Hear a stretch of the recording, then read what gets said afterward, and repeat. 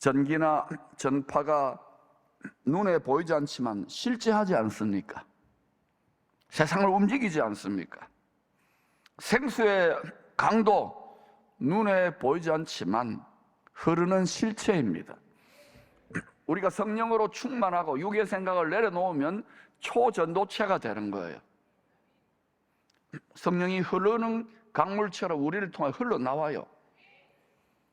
그러나 육체의 생각에 집착하면 아무리 예수를 믿는다고 본인은 찰떡같이 주장해도 딱 끊어지는 거예요, 흐름이.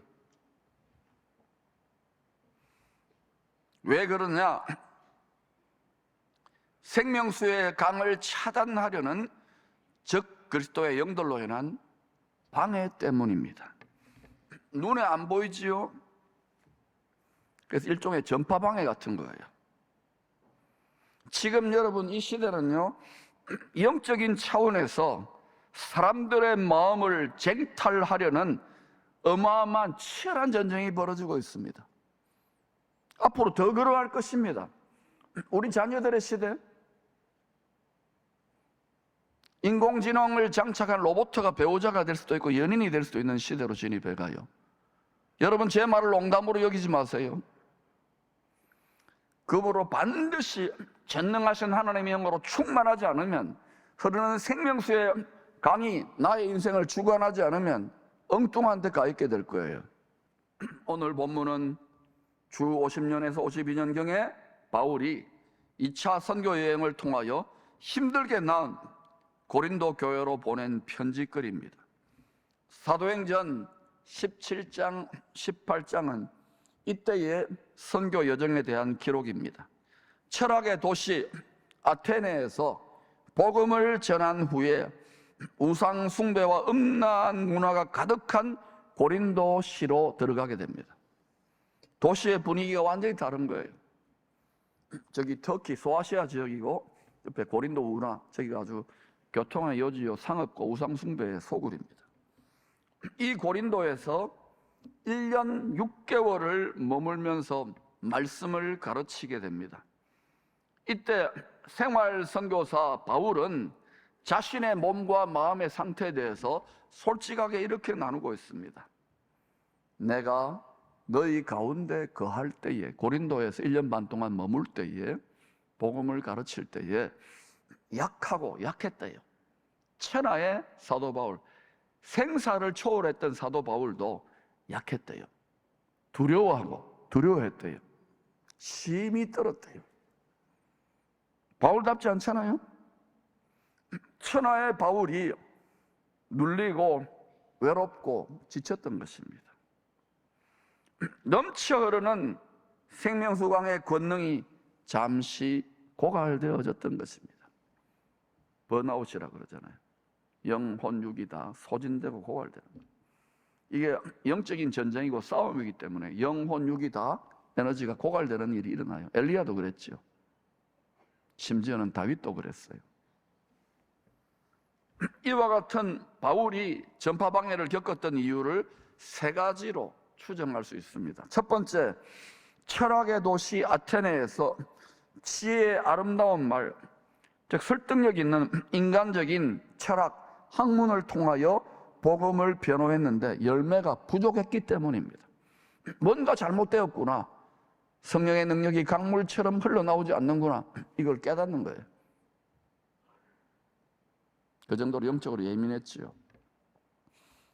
두 번째는 이 일에 더하여 고린도에 가득한 우상 숭배와 음란 문화가 이와 같은 바울을 더욱더 눌리게 했던 것 같습니다. 세 번째는 고린도에서 말씀을 전해보니까 전혀 좋은 마음밭이 아니었습니다. 우상과 음란과 세상의 쾌락에 집착하는 문화가 꽉 지배하고 있는 거예요. 경관진처럼. 그래서 복음을 전하는, 생명수의 복음, 영생의 말씀을 전하는 바울을 대적하거나 순종하지 않았어요. 왜? 육체의 생각에 꽉 들어차 있으니까, 세상의 정욕에 꽉 사로잡혀 있으니까. 그래서 바울의 피곤과 눌림과 외로움이 더 가중되었을 것입니다. 여러분, 우리는 이렇게 믿음의 백성들이 많이 모여서 이렇게 있으니까 그냥 좋겠다 싶지만은 선교사들의 경우는 어떨까요? 안 믿는 분들이 더 많은 세상에 가면은 일본도 1억 3천만 명 중에 30만 명 정도입니다. 지난번에 가보니까요, 우울증 걸린 선교사 부부가 있어요. 남의 일 같지 않아서 격려하고 용돈도 주고 기도하고 눈물로.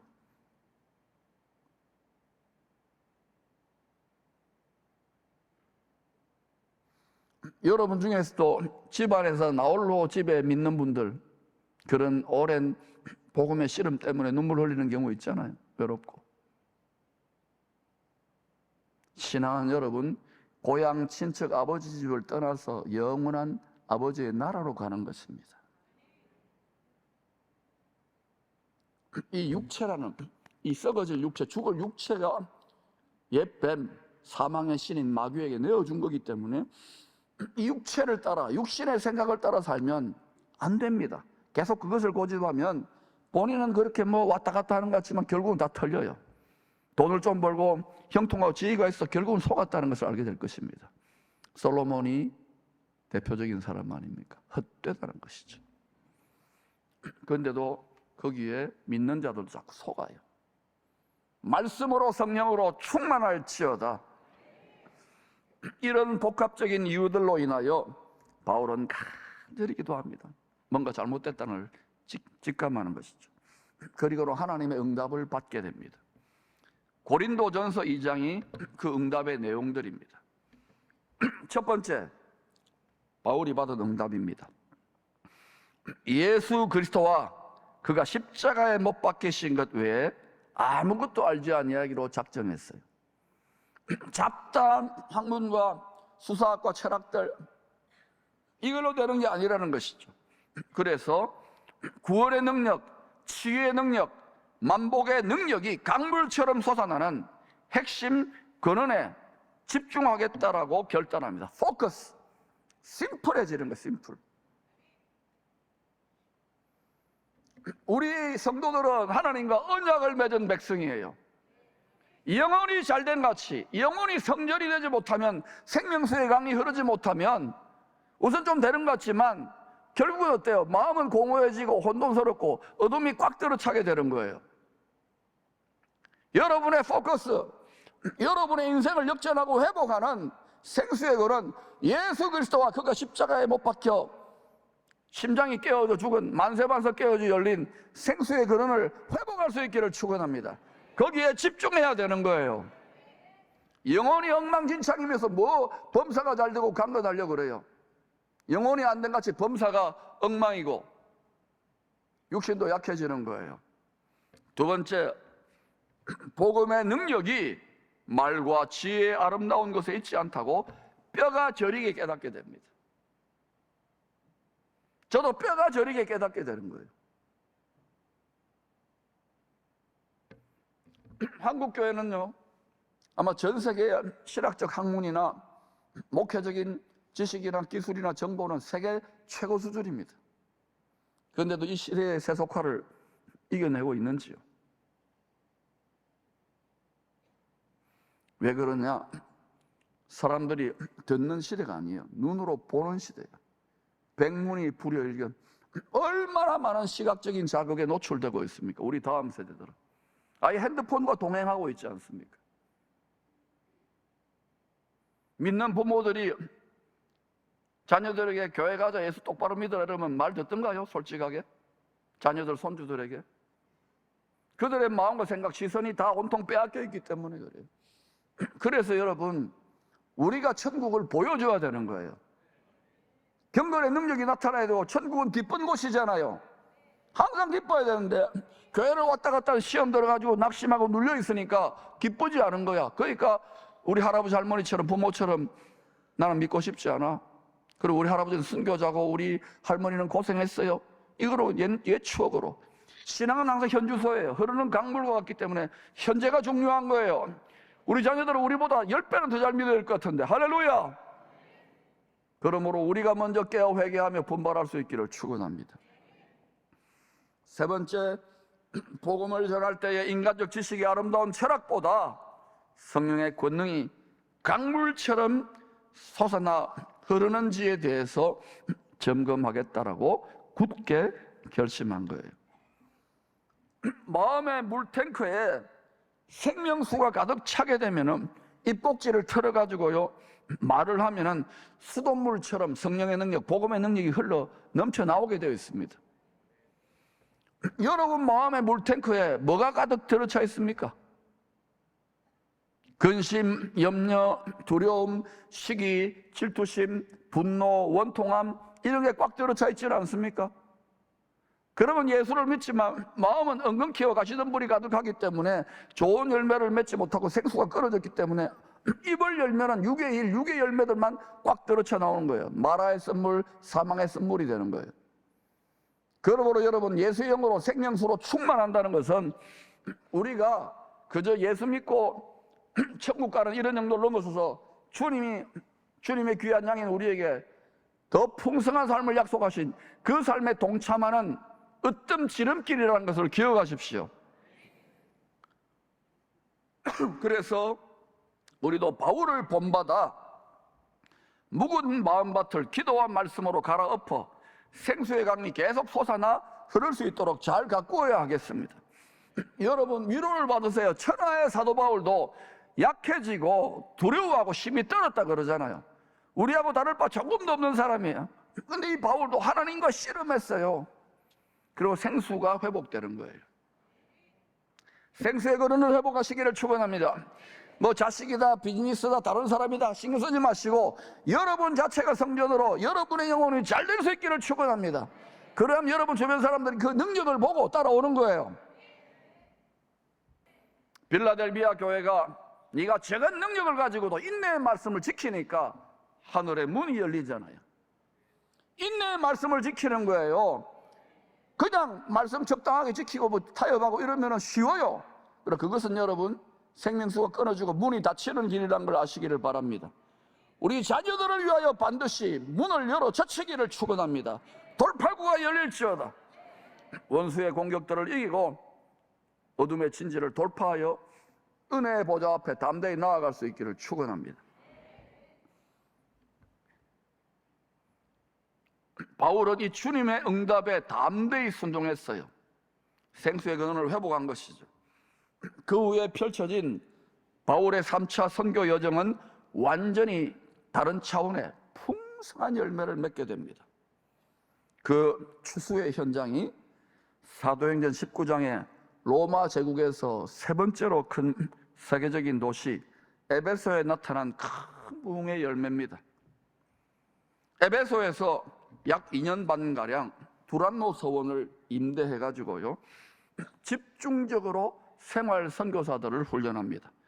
요즘처럼 목사다 뭐 장로다 뭐 선교사다 이런 공식적인 신학교가 아니잖아요. 초기의 모델이에요. 생활 선교사들을 훈련합니다. 이 에베소 두란노 서원을 중심으로 집중적인 생활 선교사 훈련의 결과로 소아시아의 터키 지역에 살고 있던 유대인과 헬라인 일꾼들이 성령 충만, 말씀 충만으로 빛의 갑옷을 입고 잘 무장되어집니다. 이들이 지금의 터키 지역, 소아시아 지역과 땅끝인 유럽과 로마와 스페인까지 복음을 전하는 선교사들이, 생활 선교사들이 되었던 것입니다. 다 이들은 자비량이 자비량. 지벌지선, 지가 벌어 지가 선교하는 거예요. 약간의 지원을 받았겠지만. 이렇게 예수 그리스도와 그가 십자가에 못 박히신 생수의 근원에 바울이 집중하며 복음을 전하게 되자 사도행전 9장 11절에 이런 일이 일어났다고 합니다. 19장 11절에 시작. 하나님이 바울의 손으로 놀라운 능력을 행하게 하시니, 영어로 한번 해볼게요. God did extraordinary miracles through Paul. 일상적이지 않은 특별한 기적들이 바울을 통하여 나타났다는 거예요. 여러분, 기적을 원합니까? 하늘로부터 돕는 은혜를 원합니까? 성령님은 복음을 전하는 능력의 영이라 그랬어요. 생명을 살리는 영이라 그랬어요. 입을 열어 예수 영으로 충만하게 복음을 전할 때 기적이 나타나는 거예요. 악한 영이 떠나고 가난이 떠나고 질병이 고침받고 결박이 풀어지고 이거는 할 생각 안 하고 그냥 딱 다물고 주야 비나이다 비나이다. 40-50년 전에는 30-40년 전에는 너무 가난하고 병들었기 때문에 하나님이 좀 응답을 박앤세일 해주셨어요. 이제는 전 세계에서 한국만큼 안전하고 잘 사는 데가 어디 있습니까? 그런데도 더 우리의 결박과 우리의 가난과 우리의 고통을 푸는 길은 예수의 영으로 충만하여 복음을 전하는 일입니다. 이 라이프스타일을 자녀들에게 모범으로 보여줘야 돼요. 이때 다가오는 시험이나 연단이 있습니다. 이것까지도 기쁘게 감당해야 돼요. 왜? 장차 우리에게 받게 될 상급과 멸류관이 있기 때문에. 어차피 인생은 힘든 거예요. 예수 안 믿는 사람들은 더 힘들어요. 편안하게 안일하게 적당하게 이 말에 속지 마시기를 축원합니다. 라오디게아 바이러스는 떠나갈지어다. 사람이 건너지 못할 생수의 강 같은 성령의 권능이 솟아나서 흘러나왔음을 이렇게 표현했던 거예요. 그런데 이 일이 바울에게만 일어났을까요? 그렇지 않았을 것입니다. 에베소의 두란노 서원에서 훈련을 받은 복음의 일꾼들에게 정도의 차이는 있죠.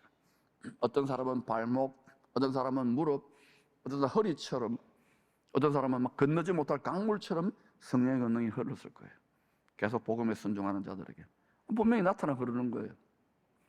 그러니까 여러분 교회 역사를 보면은요, 로마가 한 300년 가까이 핍박을 했거든요. 그런데 그때에 이 에베소 지역을 중심으로 한 5세기, 6세기까지 7세기 이슬람이 들이닥치기 전까지 에베소가 거의 복음의 수원지, 생명수를 꽉 들어찬 댐과 같은 역할을 했어요. 초대교회 때 유명한 에베소 공의회, 콘스탄티노플 공의회, 니케아 공의회, 여러분 그런 게 있습니다. 농약 이름 같죠? 이런 공의회가 거기서 다 열려요.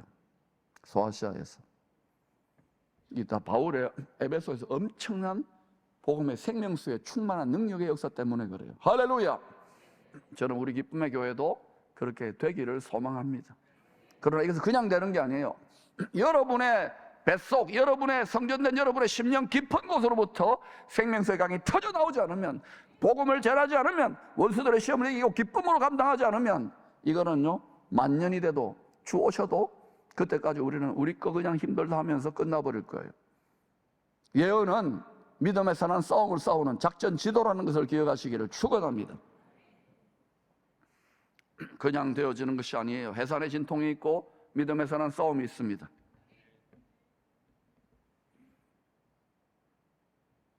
부활하신 주님이 하늘의 보좌로부터 승천하시기 직전에 제자들에게 하신 말씀대로 성령의 강물 같은 권능이 복음의 사명에 순종하는 성도들을 통하여 딴 것까지 흘러가고 있음을 볼 수 있습니다. 누가 하겠지? 아닙니다.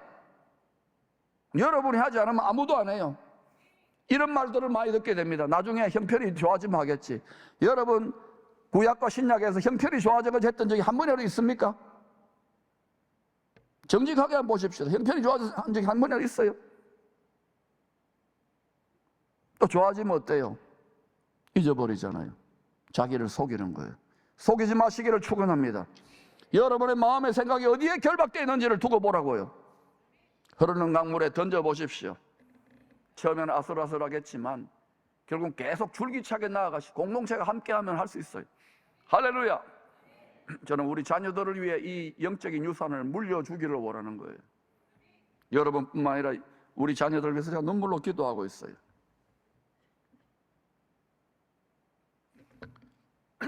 그 말씀을 사도행전 1장 8절이 주님이 약속하잖아요.